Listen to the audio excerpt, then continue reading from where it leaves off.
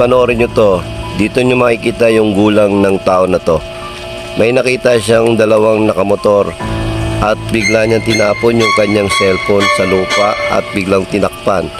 At nung bumalik yung dalawang motor, agad siyang hindi nagpatinag. At nung kinakapkapan siya ng dalawa na yan, walang nakitang cellphone dyan, guys.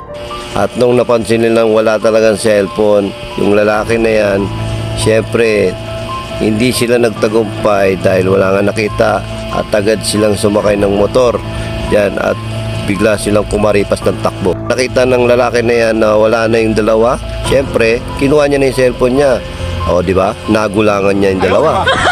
Ganun kagulang dapat natin at maging observe tayo sa lahat ng mga dumadaan sa atin. Kapag may nakita tayong kakaiba, mag-ingat na tayo.